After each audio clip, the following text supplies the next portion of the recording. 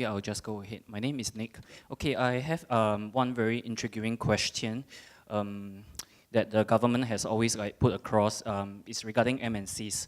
Okay, they always have this excuse, or in fact I should say, we have been relying on MNCs in the few decades.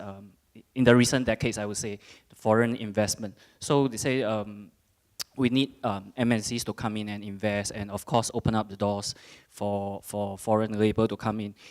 If let's just say we were to close the doors and then we say, okay, we just rely on our own local workforce, which could never be enough, and slowly some MNCs say that, okay, we are pulling out of Singapore. Okay, so my question is, what's next? For the MNCs first and industrial policy, because it's an important question. As early as 1972, the architect of the current industrial policy, which is largely unchanged since then, Dr. Goh Keng Swee, wrote a speech, and in it, let's understand, first of all, Goh Keng Swee's main innovations and the main policy innovations, the basic bedrock of our industrial policy at that time, and which has continued. It first and foremost was export-oriented industrialization. In other words, you don't produce from the domestic market, the world is your market.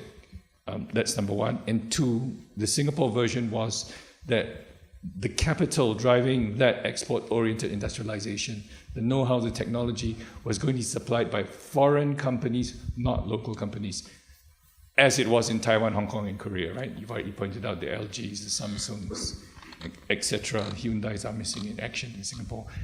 And the reason was political expediency. They had to jumpstart the economy, get to that success frontier. They did not have enough political time to do that without foreign direct investment. So the new model was FDI, foreign direct investment related, export-oriented industrialization. That's a mouthful, but that's what it was, these two things, right? And that has continued. But Goh Keng Swee in 1972, well, the other premise was foreign labor, right? He said, and he worried that we cannot continue this model indefinitely. In 72, he said, it's okay for now, but if in 5 to 10 years' time we are still on foreign capital and foreign labor, we have a problem coming. This is the man, prescient as he was in 1972, and the chickens have come home to roost, just as he has said, right? Because the intervening two leaderships from his leadership till now have forgotten those warnings of the man, of the architect who created the system, right? And so we do not have this rooted capital. We do not have an industry like Korea's or Taiwan's, right? What we should be aiming for is Germany's, really. Germany's has an industry made largely of SMEs, at least half, that are world beaters in almost every single higher value added export field. Even the Chinese are nowhere near, right? And this has been nurtured since the war through careful industrial policy, providing an environment for such SMEs to take bloom, and they've turned to Siemens as they turn to whatnot. But many of them have stayed as SMEs, the Mittelstand, right? And they provide the kind of model economy rooted in communities, in technology, in industry, in private markets rather than public markets, right? That we can only dream of, and that we're only beginning too late to think about dreaming of today. Okay, so that's long and short of it. And that created its own political economic dynamic by the justification of continuing dependence on foreign capital.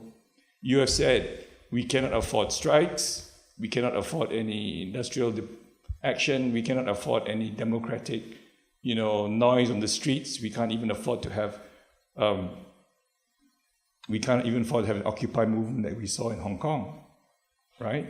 Otherwise, we'll lose all this capital. So you have created and perpetuated a system that's original founder found faulty for economic reasons, but has severe political negative implications that you must forever remain a muted and docile polity. Just as you have created, as Donald has said, a system of home ownership with most of your assets, most of your net worth, even four-room flatters, most of their net worth is huge, in property markets.